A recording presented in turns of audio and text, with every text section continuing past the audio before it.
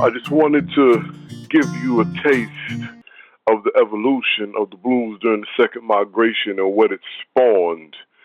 And we want to get more into that. But it is 12 o'clock. For most of you, 12:04 actually, for most of you who are just tuning in, this is Jack Dapper Blues Heritage Radio, where we celebrate our heritage, preserve blues music, and raise cultural awareness on African American tribal music and the black experience. And in that, my guest,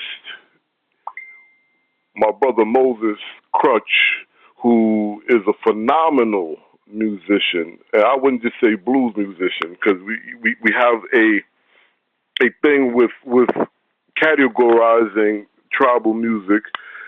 But if you know who Moses is, you know this cat is serious. But he's also a music and traditional historian. What's going on, Brother Moses? Hey, what's happening, Jack Dapper? How you doing, sir? I'm all right. This is an honor, first and foremost, man. Oh, I appreciate it. It's an honor to be here. Thank you for having me, brother. Thank you for having me. You're very welcome. Now, I had to have you on the air because you're extremely vocal about a couple of things. You're vocal about the tradition of music. You're vocal about the misrepresentation of the stories, and you're also what I would consider a multi-instrumentalist. Because how many instruments do you play, man? Oh man, a few. Let's see. I play guitar, I play bass, I play keys, I play banjo, and I sing. And I write a little bit. I do a lot of other. I play a little bit of a few other instruments, but those are the ones I feel comfortable playing in front of people. I hear that. But let's talk about that for a second. Just for those who love music or music enthusiasts but don't understand the back end, because it's almost like sports, right? You'll have NBA or NFL players that played 3 or 4 sports in high school or college, and people just know them for that one thing. What? So now you say those are the ones you feel comfortable playing in front of people, but you do have the ability to play others, right? So for those that aren't in the know, who do not play more than one instrument or at a high level, how would I word this? What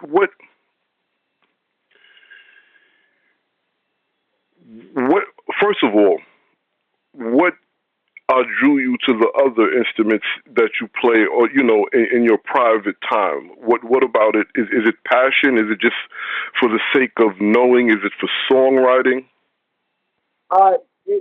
It's all of those. It's all of those. It's for the overall. It's when you have this passion for music, and this passion for playing music, I personally find instruments fascinating and beautiful, and I love that there's so many different kinds of instruments, and that they're all operated in a different way, and that you have to use different techniques, and there's all this tradition and knowledge that's specific to like one type of instrument to go into using it to its fullest effect to create, music. And I find that beautiful, and I also find it exhilarating as a lifelong student. I love to learn.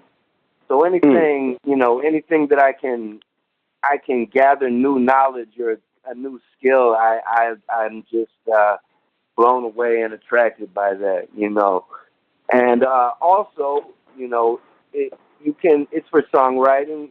With different instruments, you can find different melodies, and you can find different kinds of songs. They have different voices, and they're played different ways, and it's easy to come up with different kinds of tunes when you play different instruments. With some of them are geared to make different kinds of tunes. You know, they're supposed Right. to make different kinds of sounds. Like And some like also, yeah. no, I just wanted to chime in there because when you said that, bro, there's this a guy that I know,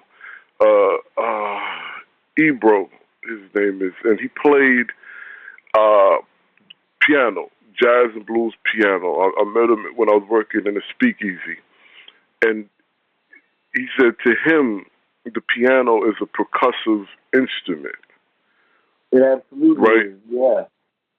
So, Yeah. so go ahead.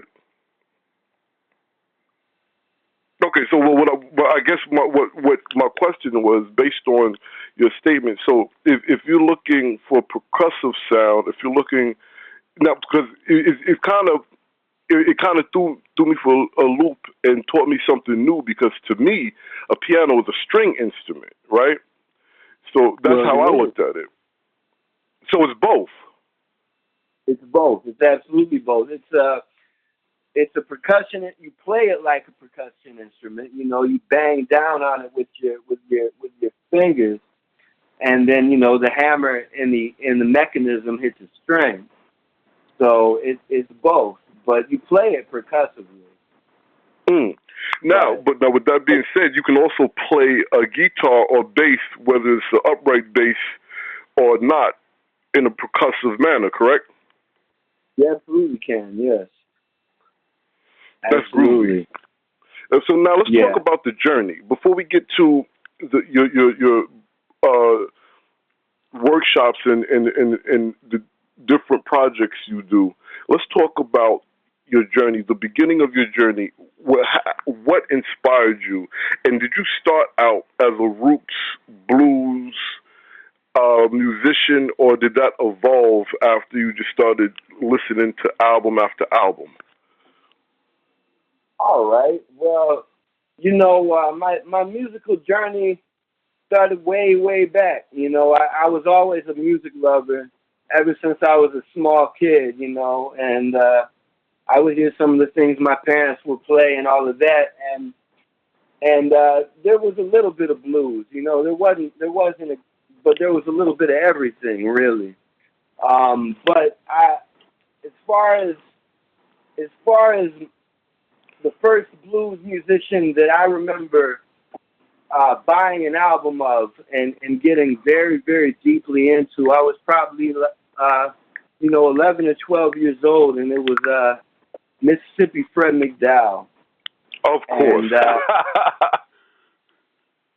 And I remember the first time I heard Mississippi Fred McDowell was on a compilation that my parents had. I believe it was the Ken Burns Jazz compilation, and the song was "Soon One Morning, Death Come a Creeping in My Room," and it was to me, it's this traditional old Negro spiritual, this beautiful, powerful, sacred song, you know, but it was Mississippi Fred McDowell and his slide guitar and did that voice. And to me, that was one of the most powerful things I'd ever heard in my life. And I all of a sudden kind of, even though I didn't know, I knew what blues was, and I knew what this kind of music was, and I knew what the things that were all around blues were. You know, I knew what this undefinable but, you know, aesthetically recognizable thing was. Right. And that drew me into him. So I got one of his albums, and he sent me on a journey, man. He sent me on a journey. And, you know, the judge, you know, influenced and informed the next few albums I would listen to and the albums I would buy. But, you know, there were also non-traditional and maybe not, you know, influenced by the blues, but not defined as blues musicians who I was also listening to and who I was becoming informed about and influenced by. And Jimi Hendrix was one of those people. You know, yeah, indeed. Jimi Hendrix became very important to me at a very early age.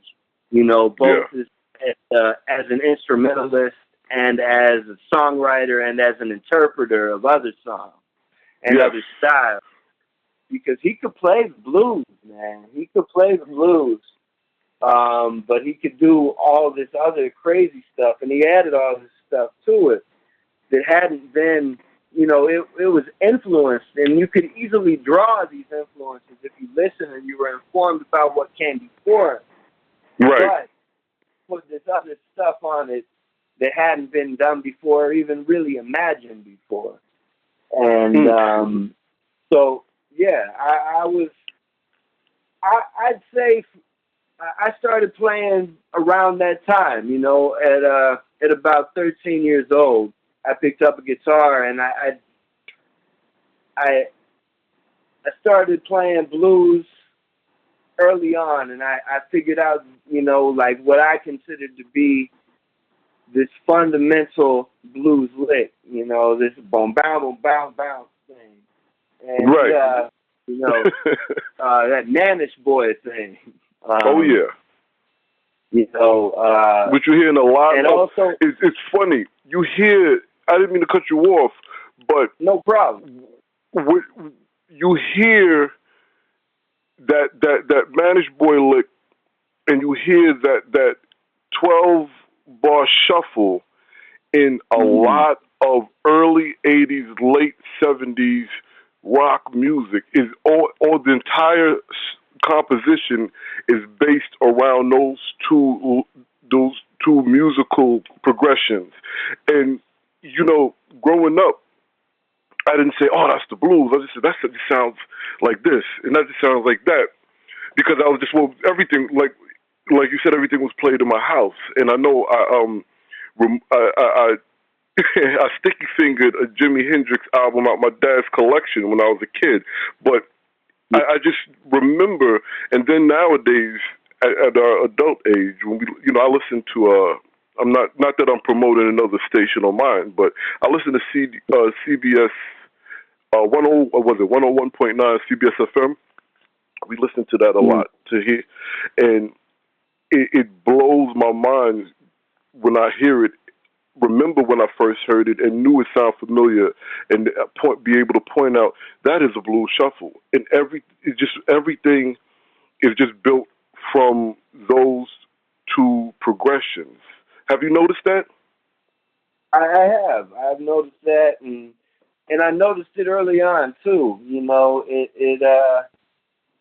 That's absolutely the truth. Is that these licks that you find in blues, and even even in really early blues,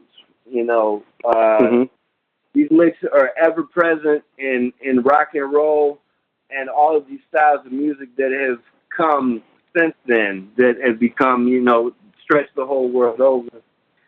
And that's a very, very important thing as far as I'm concerned. It says a lot about the music that the blues was and its importance, and its massive influence on world culture, not just, American music culture, but world music culture. Absolutely. Hey, let me ask you this question. All right. Because having the privilege to speak to a plethora of people from multi-backgrounds, there's one thing that remains evident, true, and consistent. Each and every person, it doesn't matter the ethnicity, said the same thing you said at the same time in their beginnings, in their household. There was such a multiverse of music. And when I say multiverse, musics by every ethnicity, every quote-unquote categorized genre, whatever. How come, I know you know where I'm going, how come we can be in each other's houses in that capacity, but cannot seem to have that same appreciation for each other outside of sitting down listening to a great album? Now, I know this is an opinion question, so please don't, because but go ahead, sir. It's a powerful observation. You know, I've noticed that too. That a lot of people talk about a certain level of diversity in their cultural upbringing and the things that they were exposed to on a entertainment or a cultural level, but there's a lack of diversity in their day-to-day dealings with the world and with people in their community or near their community. And I often wonder why that is as well. In my own case, I believe I was lucky enough to always have a fairly diverse, group of friends and family and people who I would consider within my community growing up, in Memphis in a predominantly black city. And I'd say that has contributed greatly to like my understanding and my appreciation for the cultural and the entertainment and all of that, as well as the the socially the socially relevant aspects of those cultural achievements and what have you. Right. I think that it's important that for you to understand this thing that you love, like the blues or like soul music or like funk or like rock and roll or like all of this stuff. Right, even Bach. It's also important for you to have an appreciation for the people from where it came, and that, and also a knowledge of how it came to be. Right. And those are the things that I think are important, not just playing the music or listening to the music or loving the music, but educating people on the things that put the music in place and the people who put the music in place. Right. Now, I just want to be clear. I'm not asking that one-sided in regards to non-blacks, but that also goes for black folk, because it is ridiculous for any black person to say there was no white or non-black artists' albums in their house. That's a lie. Right. Because I know from my initial record collection came from my pops and my grandpops and a couple from my uncle, but my cousin, which is my uncle's son, he got all that. I couldn't take too many of those. But the point I'm making is these are black men from the South of Chicago that moved to New York, and they didn't just have a record collection of black people or black, quote unquote, black music. They had a record collection of great music. I mean, I was introduced to the Beatles, who I have an issue with them, but that's neither here nor there. But my point is, I was introduced to so many. So the point I'm making is that question wasn't just based on the non-black response to black people and quote-unquote black music, but it goes both ways. It definitely goes both ways. And in doing research, I've found that as much as popular historical documents show a separation, unpopular, and when I say unpopular, more cultured and arts and Library of Congress based, show something totally opposite, that a lot of these folks were not only just living together, but had community, family, neighborhood relationships. Absolutely, yeah. and it's kind of mind-boggling to a sense or a degree because it, and you've been in a lot of these discussions with me or with Brother Marquise or other people that when the conversation you and I are having now comes up, you get not you, but in general, there's a lot of disdain and most of that. Well, let me ask you this: do you believe most of that disdain, pushback, or challenging responses come from a insecurity or a shame? Yeah, I would have to say that they do. From my experience, like you said, when we do have these conversations and that are not from your my point of view, uh, they're not even very controversial statements. They're things that can be backed up with evidence from research that goes back a long, long, long way. But there'll be a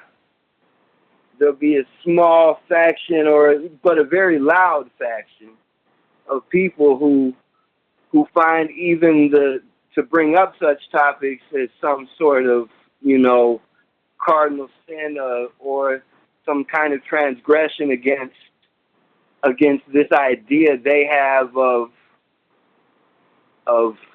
what I'm not sure, but this idea they have of this imaginary you know. No, I know exactly what you're saying because Yeah. what my next question will be based on that imaginary notion is as it pertains to music, right? Because if we discuss it in a society context, it gets sticky. Even though music is the reflection of that, but I believe if we keep it to the blues, we can specify it a bit more. Do you think that a lot of that notion and idea and this quote unquote pushback and that we get comes from the in some sense tainted stories by these some, not all, historians and blues enthusiasts and those who own pictures and estates of a lot of the old time bluesmen, and they've created this storyline. And if you go against that storyline, then it's like sacrilegious. Do you think that could play a part? I think that can play a part for sure. I believe there's a certain level of mythology that's been put forth and that has been cemented in the sense of the blues.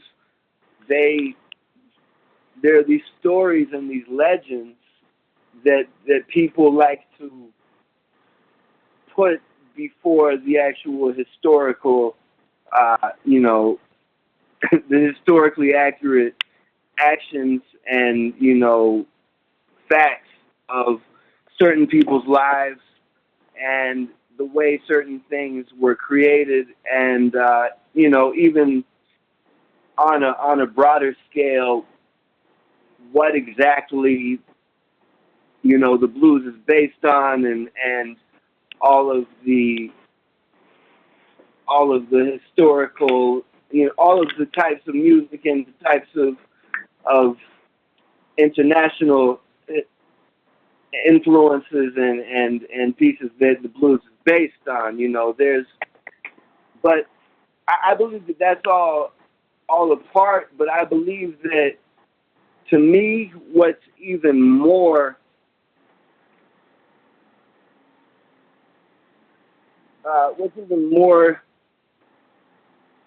the cause of this thinking of the people from which we get this kind of pushback is this image of the blues as a disembodied entity that has all of these ideas and these mythologies attached to it. You know, there's a phrase that you hear a lot from these people who seem to get so you get to be so riled up and you get so much vitriol from is this phrase, and it's no black, no white, just blues. Right. And I'm not saying that phrase in itself is to blame, but it's a phrase that you hear from these people who bring all these other problematic ideologies. Right. And I think it's this attempt to separate the fruits from the tree and from the roots. You know, so the blues has become this all celebrated and all beloved American cultural icon. But these people don't speak about the people who played the blues or where the blues came from historically, you know, or where it even really comes from now.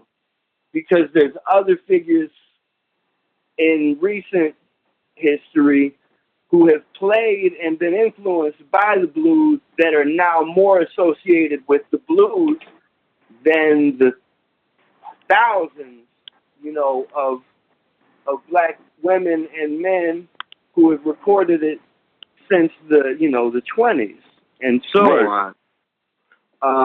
So there's this idea that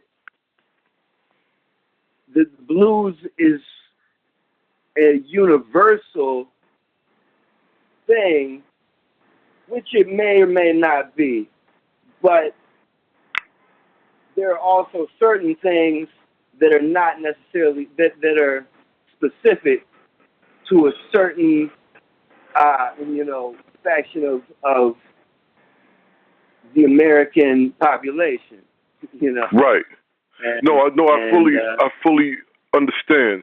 So let me ask you, based on it, would you say that your understanding of this or belief in this is a big motivation for the events and programs that you do create and take part of? Absolutely. I try to do and be a part of and support, you know, events and people who do their part to honor the men and women who I feel are you know, responsible for one of the most important cultural phenomena of all time. And I also do my part to make sure that the people who are educating others and are educated in these aspects receive the support and the recognition that they deserve. I dig it, and I dig it. That's good. So now, there's some pictures and videos going around of you and a few gentlemen at a grave site. Let's talk about that. All right, let's talk about that.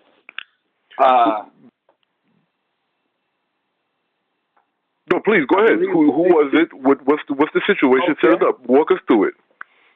All right, I believe the pictures you're talking about would be of me and my sensei, my teacher, my mentor, Mr. Andy Cohen, and a few other very talented musicians at the gravesite of Bo Carter, or his birth name Arminta Chapman, in Mid-Yuma, Mississippi, and that was on the dedication of his brand new headstone that was funded and put together by the Mount Zion Memorial Fund, headed by Mr. T. Dwayne Moore.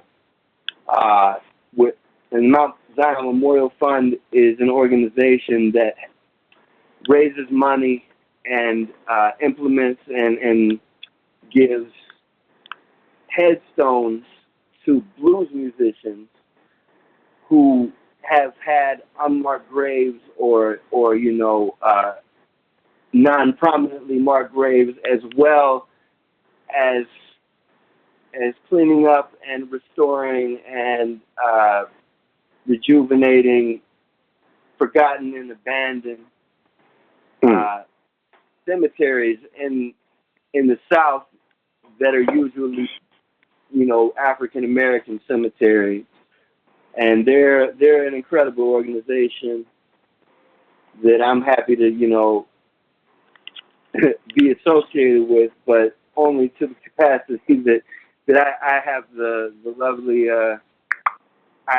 honor to play at these dedications. And all the work is done by Mr. T. Dwayne Moore, and but this particular, they've done many headstones through the years, and they do great work. But this particular dedication was for Bo Carter, and this was back in June. So yeah, I had the distinct honor of getting to play some Bo Carter music on Bo Carter's grave for that day. I played, I believe, one of his songs from 1940, the County Farm Blues. Wow, and that's not an easy song to play. Well, no, it's not. Bo was a hell of a guitar player, man, and I can't play like Bo. I can't play like Bo worth nothing, but I did my best, and I sang. And I had Mr. Andy. Go on. No. You have Mr. Andy. Go ahead. Yeah, Mr. Andy Cohen backed me up for my tune, and that was a great honor because he's one of the world's greatest players of ragtime and folk blues from those days, man. That dude can play. Wow. Now let me ask you this, because there's a couple of reasons I believe it's not easy to cover a song or play someone else's song. One is because if you have someone like a Bo Carter who has a very intricate style of playing, technically, you just if you're not technically astute or have aesthetics, then you're definitely gonna have a difficult time, right? I say you as in general. I know you don't have that problem. And the other thing is it's each and every person kind of puts their own stamp. So I guess I want to talk to you in regards of the latter, right? For those that are upcoming or those who are that would like to and haven't started. Let's talk about the fact that when you make original music, you're putting a stamp of your own spirit and soul in it. So now when you're covering someone's song, not being able to do it the exact way, should that be, and I don't mean technically, I just mean in terms of that person's human characteristics, should that be a deterrence? How do you work around that? Well, for me personally, I don't think it's a deterrent, and I don't think it should be a deterrent. I don't think that when you cover a song, you should attempt to do it note for note, to the nose exactly the way the original artist did it. First of all, because they already did it that way, and you can't top the way they did it. So it only serves you to try to do it differently. Because if you try to do it the way they did it exactly, you're going to come up short because they already did it that way perfectly. I think that it is very important, though, to do it, to pay it honor, and give it the respect it deserves by playing it in the spirit of the original tune. And you don't want it to become unrecognizable from its parent. You want it to have a similar effect, to speak a similar message. So you want to do justice to the original feeling and the original message that the song put through. I think those are the most important things to me. If you find yourself having to change too much about a song to make it fit you, then it's probably better to just not do it. I think. Boom. I'm happy you said that. I'm sorry. Yeah. I'm happy you said that because, again, musicianship, whether it be the instrument of your voice or actually playing a external instrument, would you say that one of the major foundations of being able to do a song its proper justice, it's finding a song that fits the person as an artist? Absolutely. Yeah. Absolutely. So would you say that artists who are actually that are like great technically and artistically, that sometimes fall short is possibly because they're not picking the right songs? Yes, I'd say that for sure. I think that a song has to resonate with you as an artist and as a person, so there's certain songs that don't come across the right way if they're presented by a specific person. There are certain people who can't get an idea across in an effective way because they don't embody the song. They don't embody the message of the song or the tone of the song, or the life of the song. So it falls short in its in its presentation. Right. So now, with that being said, right, let's say someone does all that, right, and let's talk in specifics of the vocal instrument, right, because you have everyone could sing if they really, because everyone has a pretty much unique voice. If they learn their personal voice, I believe everyone could sing. And then if they take the proper training, right, to make it a skill. But the point I'm getting to is you have, I'll just name a few people. You have the Aretha Franklins, the Whitney Houstons, the David Ruffins. Well, I can't remember her name, but the lead singer of Jefferson Airplane. You have these people who have, I mean, geez, extraordinary voices, and their extraordinary passion resonates to people. And then you have a group of people that, because they love the song so much, they want to sing it, and it's not even necessarily because they don't have the ability to sing, or they didn't take the time to embody it, but it may not match them. How do you go about that? Because that's kind of a be honest with yourself moment, right? Right. Like you said, there are some amazingly and fantastically gifted human beings with voices who have made it to our recordings over the years that we've heard, and there Right. are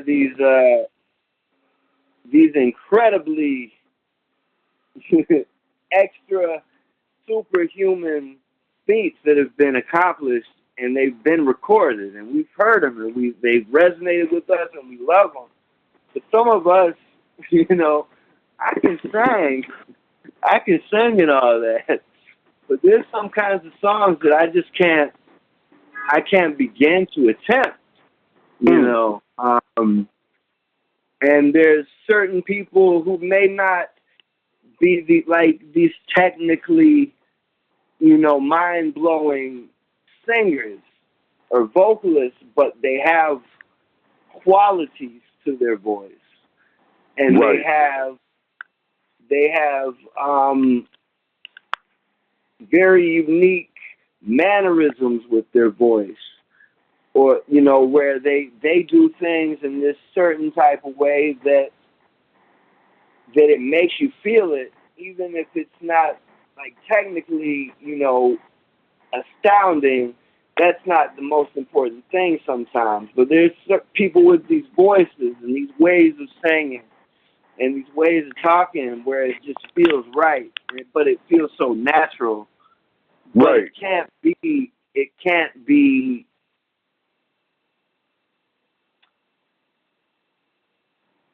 It can't Duplicated? be copied. It can't be Right. duplicated. Exactly. And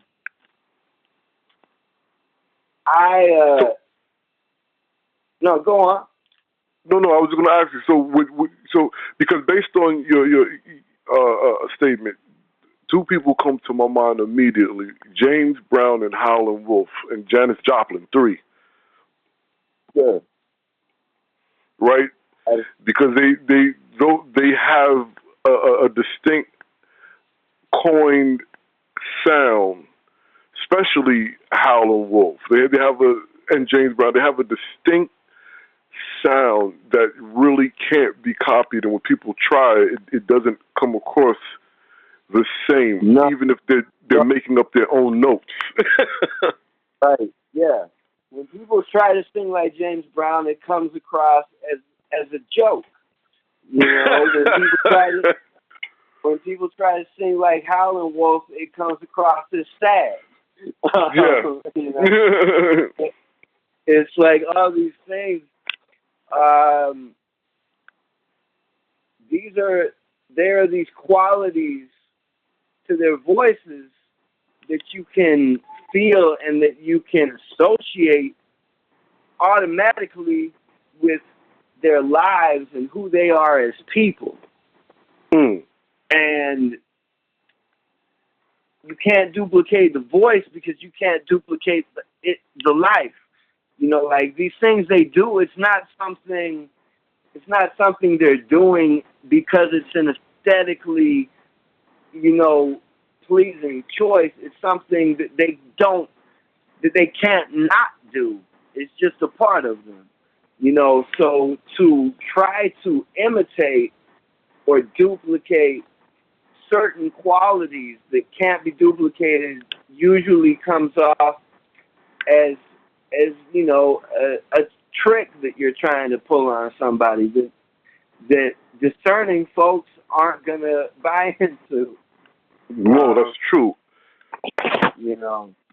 That's really true, and that actually brings it full circle, because you when we first started speaking, you spoke about how people have to understand the people who make this music. So coming full circle, that goes back to the sounds and riffs, or whatever you want to call it, out of the technical terms, but the voice of these folk is coming from an experience. Is this what we're saying now?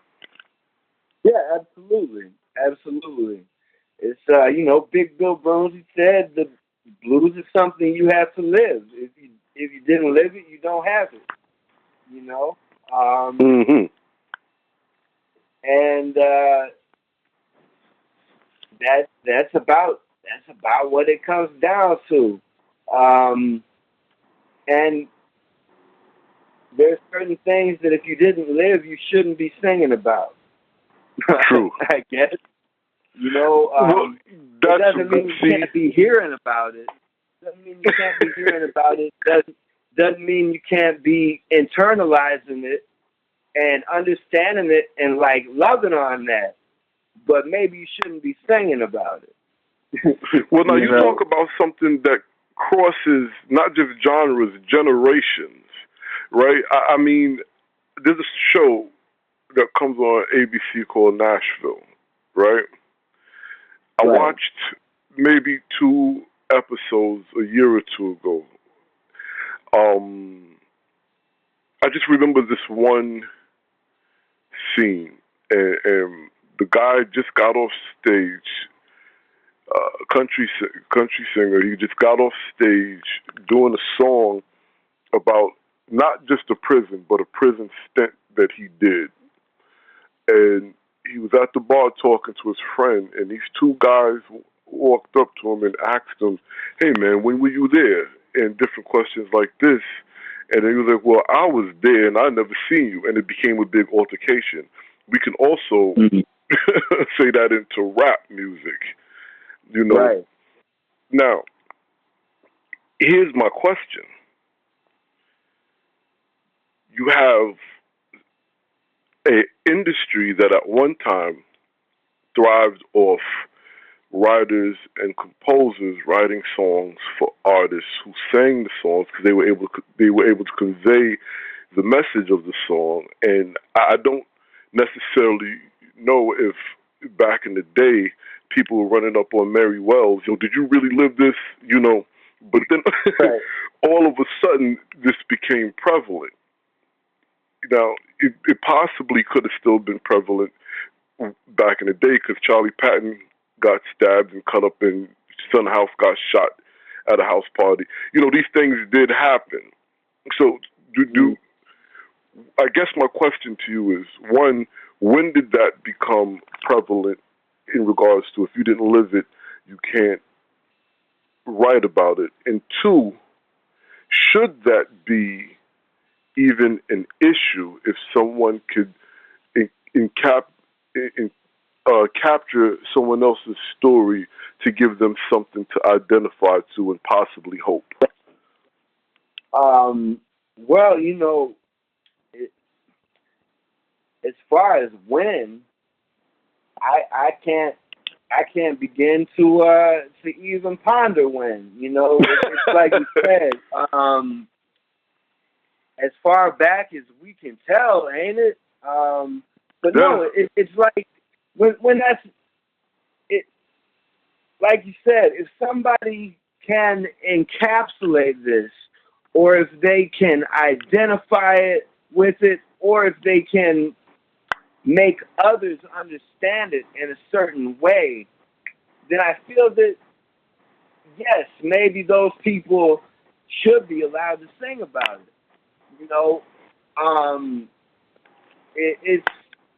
But that's because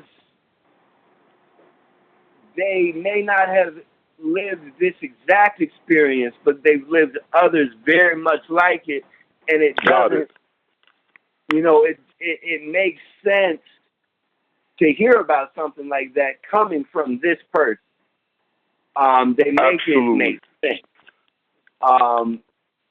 If it's a person where the situation seems completely out of this world and unbelievable coming from this person, then they didn't serve anybody,